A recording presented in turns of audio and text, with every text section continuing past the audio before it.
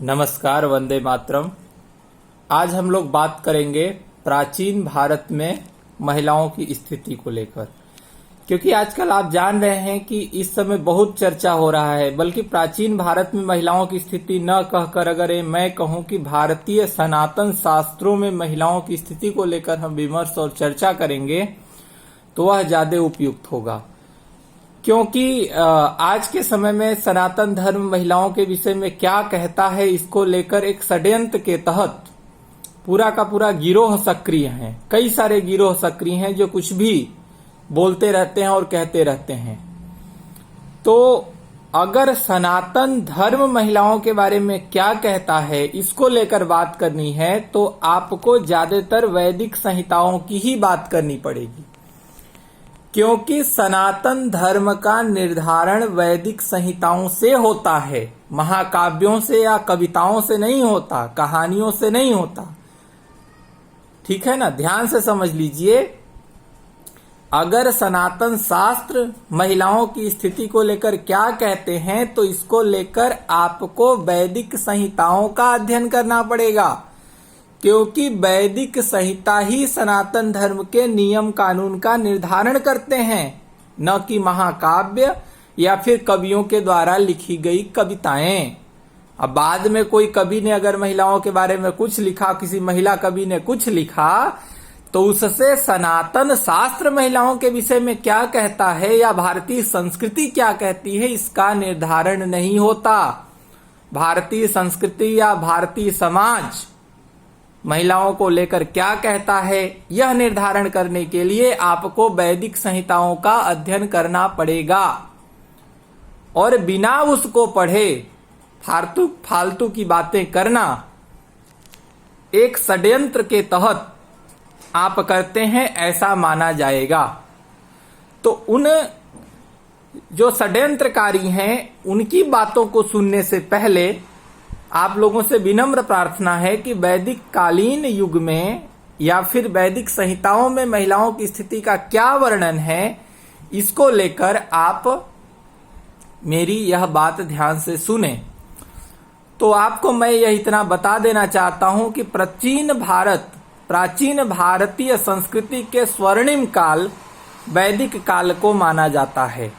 वैदिक काल में नारी पुरुष के साथ समान रूप से समाज के अभ्युत्थान, उत्कर्ष एवं परिष्कार में सहायक थी। एतेव वैदिक संहिता काल को नारी की स्थिति का स्वर्णिम काल भी कहा जा सकता है या कहा जाना चाहिए। नारी की शक्तियों को पूर्ण रूपेण विकसित करने हेतु जितनी सुविधाएं और सुअवसर एवं सुसाधन वैदिक युग में प्रदत्त थे, उतना आज के युग में भी शायद नहीं है, या आप समझिए मानव की कल्पना से परे हैं। शरीर में नाड़ी की भांति, जैसे शरीर में नाड़ी के माध्यम से पोषण का संचालन होता है, उसी तरह से आप समझिए, उसी तरह से वैदिक युग में नारी सम्मान की हकदार थी, या नाड़ियां आज के मानव शरीर में जितना महत्वपूर्ण हैं, वैदिक काल में नारियां भी उतनी ही महत्वपूर्ण थी। तत्कालिक नारी मतलब वैदिक काल की नारी अपने ज्ञानदायिनी, ऐश्वर्य प्रदायिनी और शक्ति रूपिणी सभी रूपों में दृष्टिगोचर होती है। विधाता की सर्वोत्तम परिकल्पना नारी का सृष्टि के विकास के क्रम में प्रभुत्व योगदान माना जाना चाहिए। बृहदारण्यक उपनिषद में स्त्री को सृष्टि की रिक्तता को पूर्ण करने वाला कहा गया है। फिर से ध्यान से सुनिए, बृहदारण्यक उपनिषद में स्त्री को सृष्टि की रिक्तता को पूर्ण करने वाला कहा गया है। अयमकाशः स्त्रिया पूर्वते। ऋग्वेद में स्थिति को ब्रह्मा की संज्ञा से विभूषित किया गया है। स्त्री ही ब्रह्मा बभूविथ। आप देखिए वैदिक काल की नारी को संकल्पना आज के कामपंथियों को सुनने से पहले आप समझिए कि बृहदारण्यक उपनिषद में स्त्री को सृष्टि की रिक्तता को पूर्ण करने वाला कहा गया है। अयम आकाशः स्त्रिया पूर्वते। और ऋग्वेद में स्त्री को ब्रह्मा की संज्ञा से विभूषित किया गया है। स्त्री ही ब्रह्मा बभूविथ। पुरुष के साथ नारी की समता अर्धांगिनी शब्द से भली भांति व्यक्त होती है। दंपति शब्द भी नारी एवं पुरुष के समान रूप से स्वामी होने के संकेतक हैं। वैदिक साहित्य में वर्णित नारी एवं पुरुष की उत्पत्ति की कथा उनके मध्य समत्व भाव की द्योतिका है। डॉक्टर राधाकांत मुखर्जी ने भी स्व अध्ययन के आधार पर इस तथ्य से सहमति प्रकट की है कि ऋग्वैदिक काल में नारी पुरुष के समक्ष बराबर का स्थान रखती थी। ऋग्वैदिक काल में कन्या समाज में पुत्र के ही भांति पर्याप्त रूप से समादृता थी, जिसका प्रमाण हमें ऋग्वैदिक मंत्र से प्राप्त होता है, जिसमें दंपति अपने पुत्र और पुत्रियों के दीर्घ आयु होने की कामना करता है। अन्यत्र दूसरे शास्त्रों में या ऋग्वैदिक शास्त्र में ही कहीं अन्य जगह पर यह भी प्राप्त होता है कि अबोध कन्याएं माता पिता के वक्षस्थल पर लेटी हुई हैं, जो यह बताती हैं कि कन्याओं के प्रति समाज की धारणा क्या थी, क्योंकि छाती पर वही लेटता है जो माता पिता के लिए प्रिय होता है। अगर कन्याओं और स्त्रियों का स्थान इतना ही निम्न होता तो माता पिता के वक्ष स्थल पर कन्याओं के लेटने का वर्णन प्राप्त नहीं होता। कहीं कहीं अवश्य कन्या के प्रति उदासीन दृष्टि प्राप्त होते हैं, लेकिन एक दो स्थानों पर आए हुए वर्णन के आधार पर आप वैदिक साहित्य या सनातन धर्म के ऊपर कोई टीका टिप्पणी करने योग्य नहीं हो जाते। बृहदारण्यक उपनिषद में विदुषी पुत्री की प्राप्ति हेतु कामना की गई है। बृहदारण्यक उपनिषद में विदुषी पुत्री की प्राप्ति कैसे किया जाए इसके हेतु कामना की गई है, तथा उसके नियमित यज्ञ और पूजा पद्धति का भी संकेत किया गया है। वैदिक काल में कन्या पुत्र की भांति समान शिक्षा दीक्षा प्राप्त करने का अधिकार रखती थी। शिक्षा के प्रारंभ से पूर्व पुत्री के उपनयन संस्कार के संस्कारित कर अध्ययन करने का अधिकारी बनाया जाता था। पुत्रियां भी गुरुकुल में रहकर ब्रह्मचर्य व्रत का पालन करते हुए यज्ञोपवीत, मौंजजी, मेखला और वलकल वस्त्र धारण करते हुए शिक्षा प्राप्त करती थी। यम स्मृति में इसका स्पष्ट वर्णन मिलता है कि पुरा कल्पे कुमारीणाम मौजी बंध मिष्यति अध्यापनम च वेदानाम सावित्री वचनम तथा। इस निमित्त यजुर्वेद में कन्याओं को सुशिक्षित करने हेतु उपदेश भी प्राप्त होते हैं। अथर्ववेद में एक स्थान पर ब्रह्मचर्य व्रत का पालन करते हुए शिक्षा ग्रहण करने वाली कन्याओं के द्वारा शिक्षा की परिसमाप्ति पर योग वर को प्राप्त करने का उल्लेख भी प्राप्त होता है। संहिताओं में यत तत् अनेक प्रमाण मिलते हैं कि महिलाएं पाठ करती थी और पाठ करने के बाद उनको क्या नाम दिया जाता था। जैसे एक शब्द है वृहरवृचि, जिसका मतलब है संहिताओं के अतिकाधिक मंत्रों की पंडिता। फिर महिलाओं के लिए एक शब्द का प्रयोग किया जाता था कठी। कठी का मतलब है कठ शाखा का अध्ययन करने वाली। फिर एक शब्द का प्रयोग किया जाता है आपी सला का मतलब आपी शली के व्याकरण की अध्ययन कर्त्री इत्यादि, जिससे नारी के द्वारा उच्च शिक्षा प्राप्त करने के अधिकार की पुष्टि होती है। वेद ने स्त्री को चतुष्क प्रदा अर्थात धर्म, अर्थ, काम और मोक्ष। क्या? वेद ने स्त्री को चतुष्क प्रदा अर्थात धर्म, अर्थ, काम एवं मोक्ष इन चारों तत्वों की ज्ञाता अथवा चतुष्कोण वेदी का निर्माण प्रक्रिया अथवा यज्ञ के गुण ज्ञान को समझने वाली कहा है। वैदिक शिक्षा के अतिरिक्त कन्या, युद्ध विद्या, परा एवं अपरा विद्या, परा विद्या का मतलब होता है ब्रह्म विद्या और अपरा विद्या का मतलब होता है लौकिक विद्याएं। तो वैदिक शिक्षा के अतिरिक्त कन्याएं युद्ध विद्या, परा एवं अपरा विद्या, गणित एवं शिल्प, नृत्य, गीत, संगीत इत्यादि विद्याओं में शिक्षा प्राप्त करने की अधिकारिणी थी। वैदिक सूत्रों में विश्पला, भद्रमती, मुदगलानी आदि महिला योद्धाओं के भी वर्णन प्राप्त होते हैं। यह कह देना कि आज ही महिलाएं फौज में जा रही हैं, ये आपके अज्ञान का परिचायक है। वैदिक काल में भी महिलाएं यज्ञ में जाती थी। विश्पला, भद्रमती, मुदगलानी आदि महिला योद्धाओं का वर्णन प्राप्त होता है। ऋग्वेद में नृत्य गीत में कुशल नारियों का वर्णन भी मिलता है। वैदिक काल में नारी एवं पुरुष दोनों का संस्कारों से सुसंस्कृत होना आवश्यक था।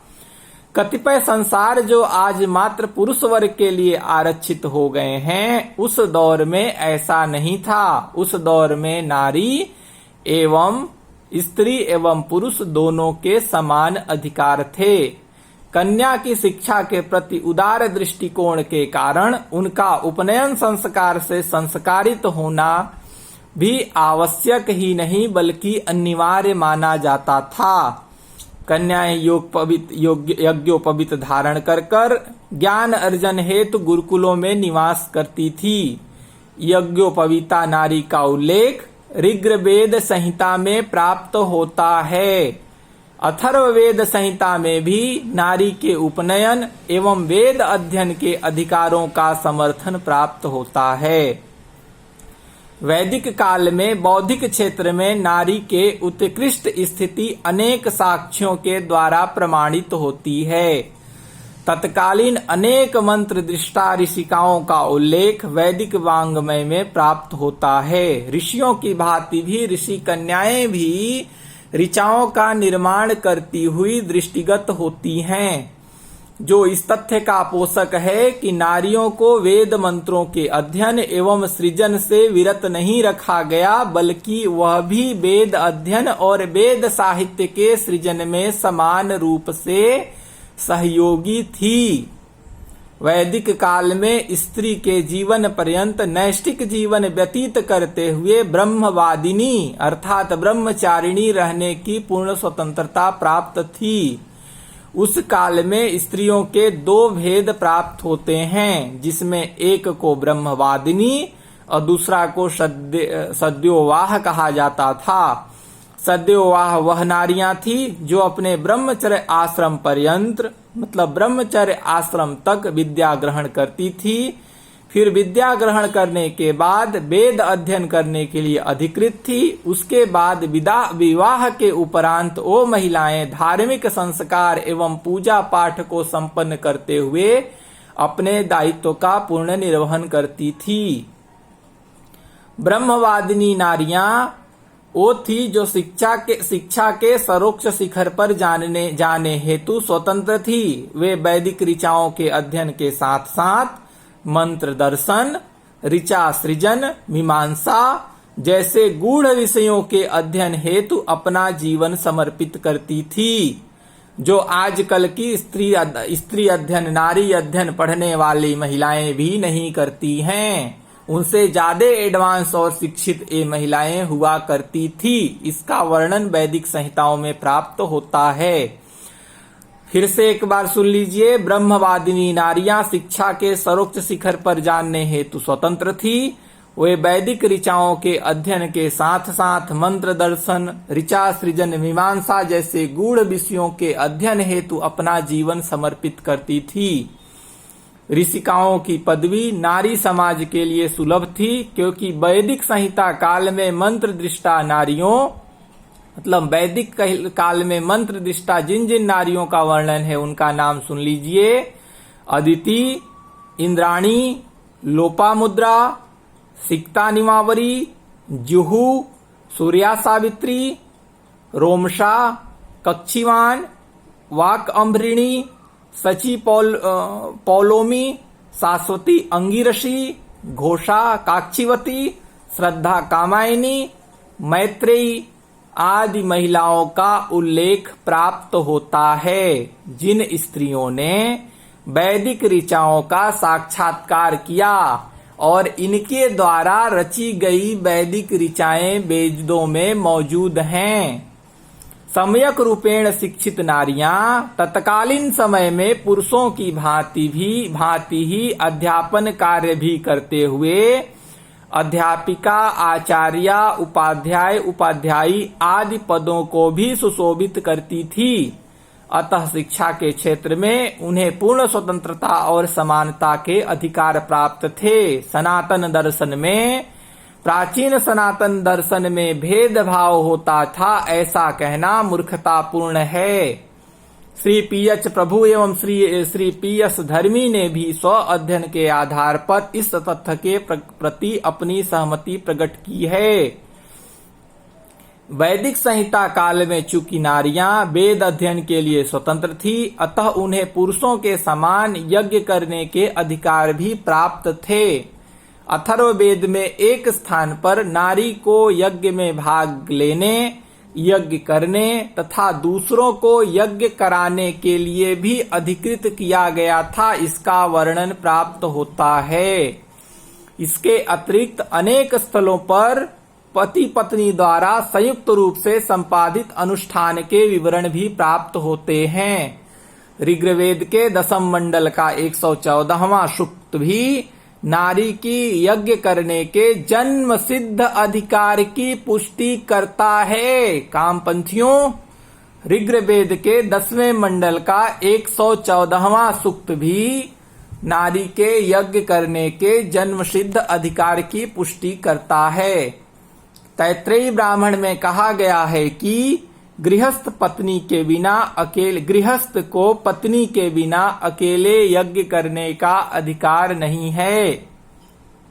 अयज्ञिको वा एषः यो पत्नीकः, अयज्ञियो वा एषः यो पत्नीकः। पत्नी के अभाव में यज्ञ अनुष्ठान पूर्ण नहीं माना जाता था। पति के द्वारा दी गई आहुतियां देवताओं के द्वारा स्वीकार नहीं की जाती थी। अतः पति पत्नी दोनों संयुक्त होकर यज्ञ किया करते थे। अतः धार्मिक कर्मकांडों एवं अन्य अनुष्ठानों के संपादित करने में भी नारी को पूर्ण अधिकार प्राप्त था। विवाह के क्षेत्र में भी नारी सशक्त थी। प्राचीन भारतीय शास्त्रों में बाल विवाह जैसी किसी प्रथा का विमर्श नहीं प्राप्त होता। विवाह के क्षेत्र में भी नारियां सशक्त थी, बाल विवाह की प्रथा नहीं थी। कन्याओं का विवाह परिपक्व अवस्था में होता था तथा वे विवाह के संबंध में स्वयं निर्णय लेने के लिए स्वतंत्र हुआ करती थी। ऋग्वेद में कहा गया है कि उस समय विवाह योग्य किसी भी युवती को अपने मनोनुकूल वर चुनने की स्वतंत्रता प्राप्त थी। वेदों में लिखा गया है कि ब्रह्मचर्येण कन्या युवानम विंदते पतिम, अर्थात पूर्ण ब्रह्मचर्य व्रत लेकर कन्या शिक्षा ग्रहण करती हुई विवाह करे। अर्थात पहले ब्रह्मचर्य पूर्ण जीवन जीते हुए जब शिक्षा पूर्ण प्राप्त कर ले, उसके बाद अपने अनुसार विवाह करे।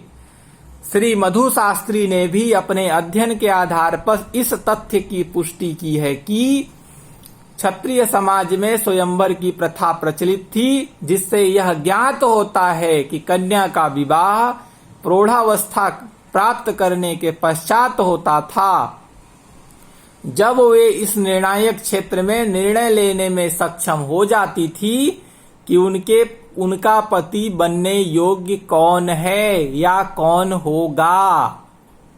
ऋक् संहिता के एक मंत्र के सूक्ष्म अनुशीलन से यह ज्ञात होता है कि विवाह के समय वधू पूर्ण परिपक्व एवं विकसित होती थी। वैदिक समाज में पूर्णतया विकसित व्यक्तियों के संबंध में ही विवाह की संज्ञा या अनुमति दी जाती थी।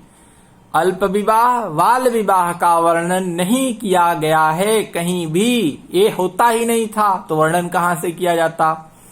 इसके अतिरिक्त वैदिक काल में अंतर जातीय विवाह होने के संकेत भी प्राप्त होते हैं। यह सभी दृष्टांत संहिता काल में विवाह संबंधी स्वतंत्र विचारधारा के द्योतक हैं। वैदिक काल में पुनर्विवाह अथवा विधवा विवाह के संकेत भी प्राप्त होते हैं। ऋक् संहिता में विधवा स्त्री के विषय में कहा गया है कि वह अपने मृत पति को छोड़कर भावी पति को प्राप्त करे। अथर्ववेद संहिता में किन्हीं स्थानों पर पुनर्विवाह अथवा विधवा विवाह के उल्लेख भी प्राप्त हुए हैं। ऋग्वेद के अनेक स्थलों पर एक पत्नी व्रत की प्रथा के प्राप्त दृष्टांतों से भी नारी की सशक्त स्थिति का अनुमान लगाया जा सकता है।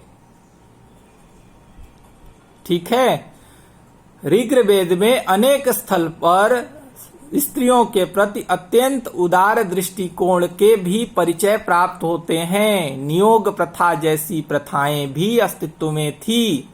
नियोग प्रथा को विस्तृत व्याख्या कभी और करेंगे,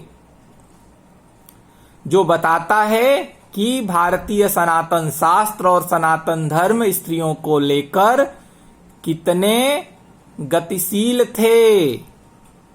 संहिता काल में नारी सम्मान को आहत करने वाली सती प्रथा जैसा कोई भी साक्ष्य प्राप्त नहीं होता है। पर्दा प्रथा मतलब किसी भी वैदिक संहिता में सती प्रथा जैसी किसी भी घटना का वर्णन नहीं मिलता है। पर्दा प्रथा एवं अवगुंठन का प्रचलन नहीं था। स्त्रियां पर्दे से रहित होकर स्वतंत्रता पूर्वक सबसे मेलजोल बढ़ा सकती थी। वैदिक काल में सह शिक्षा एवं कन्याओं के लिए उच्च शिक्षा प्राप्ति की स्वतंत्रता इस तथ्य को प्रमाणित करती है कि वहां पर बंधन नहीं था, क्योंकि यदि पर्दा प्रथा होती तो कन्याएं उच्च स्तर की शिक्षा प्राप्त नहीं हो पाती। एक स्थान पर सौभाग्यशाली नववधू को आशीर्वाद प्राप्ति हेतु सभी अगतों को दिखाए जाने का उल्लेख मिलता है। तथयुगीन स्त्रियां विथत सभा एवं समिति समान उत्सव मेला में भी सम्मिलित होती थी और अपने आचार विचार को आदान प्रदान करती थी। तो इस तरह से यह बहुत ही सुव्यवस्थित